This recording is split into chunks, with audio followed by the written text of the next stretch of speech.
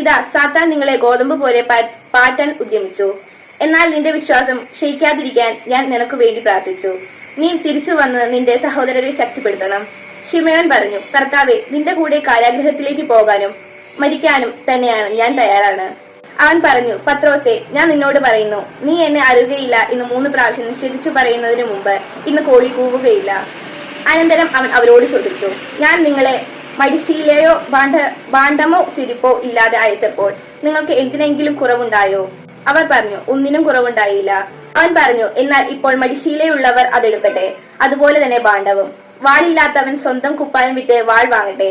ഞാൻ നിങ്ങളോട് പറയുന്നു, അവൻ നിയമലംഘകരോടുകൂടെ എണ്ണപ്പെട്ടു എന്നെഴുതപ്പെട്ടിരിക്കുന്നത് എന്നിൽ നിവൃത്തിയാകേണ്ടിയിരിക്കുന്നു. എന്തെന്നാൽ എന്നെ പറ്റി എഴുതപ്പെട്ടിരിക്കുന്നത് പൂർത്തിയാകേണ്ടതാണ്.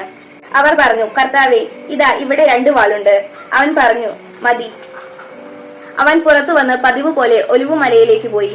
ശിഷ്യന്മാരും അവനെ പിന്തുടർന്നു. അവിടെ എത്തിയപ്പോൾ അവൻ അവരോട് പറഞ്ഞു, നിങ്ങൾ പരീക്ഷയിൽ ഉൾപ്പെടാതിരിക്കാൻ പ്രാർത്ഥിക്കുവിൻ. അവൻ അവരിൽ നിന്ന് ഒരു കല്ലേറു ദൂരം മാറി മുട്ടിന്മേൽ വീണു പ്രാർത്ഥിച്ചു, പിതാവേ, അങ്ങേക്ക് ഇഷ്ടമെങ്കിൽ ഈ പാനപാത്രം എന്നിൽ നിന്ന് അകറ്റണമേ. എങ്കിലും എന്റെ ഹിതമല്ല, അവിടുത്തെ ഹിതം നിറവേറട്ടെ. അപ്പോൾ അവന് ശക്തിപ്പെടുത്താൻ സ്വർഗത്തിൽ നിന്ന് ഒരു ദൂതൻ പ്രത്യക്ഷപ്പെട്ടു. അവൻ തീവ്രവേദനയിൽ മുഴുകി കൂടുതൽ തീക്ഷ്ണമായി പ്രാർത്ഥിച്ചു. അവന്റെ വിയർപ്പ് രക്തത്തുള്ളികൾ പോലെ നിലത്തു വീണു.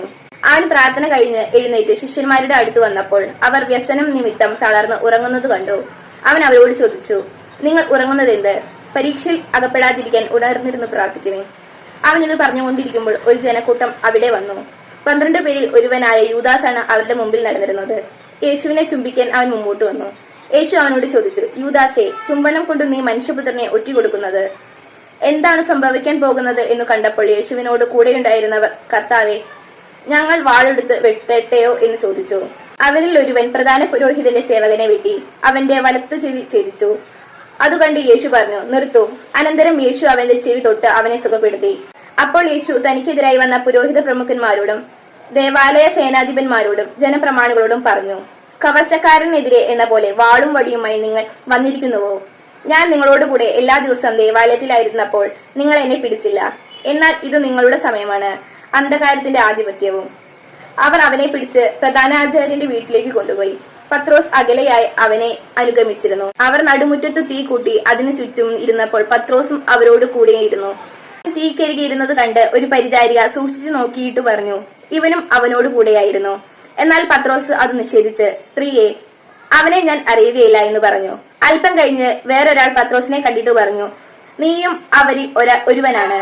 അപ്പോൾ അവൻ പറഞ്ഞു, മനുഷ്യ, ഞാനല്ല. ഏകദേശം 1 മണിക്കൂർ കഴിഞ്ഞ് വേറൊരാൾ